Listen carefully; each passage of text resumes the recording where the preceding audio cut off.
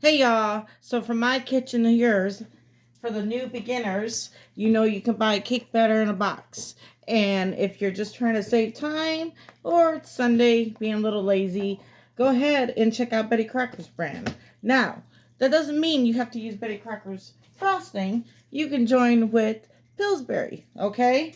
So, but I think today I might drizzle it with some caramel. So you get in touch with your creative side, even if it's not exactly all from homemade scratch. Put your little twist into it. You know what I'm saying? So I got a bundt pan, and I normally take some of the cake batter and put it, instead of using flour, to keep it from sticking to the bottom of the pan, right? And what I'm going to do now is, and I use Pam, all right? And I'm going to add my water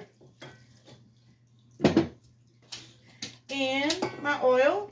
I already put my 3 eggs in there. And I'm going to put it down and turn it on. Oops. That was a blooper. That was a blooper. Okay. I have it locked. Make sure you lock it. And just whip it up. Mix it up.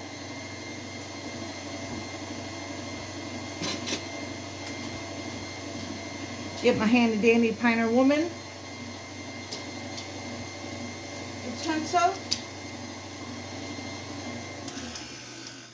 Oh, I'm making butter pecan. And I thought with some caramel lightly drizzled on it, make sure you get the powder way at the bottom and on the sides. It likes to stick to that, you know? Oh my goodness, it smells so sweet. Put it back down. Make sure you lock it. And whip it. Whip it really good. And shut it off just like that. One more. All right. Now lift this up and show you what I got. Or maybe I better bring the camera too. Look at that. Nice and smooth. Anyway, I'll show you the final product when it's done baking. I have my oven preheating while I did all this at 350. So, just thought I'd help from my kitchen to yours.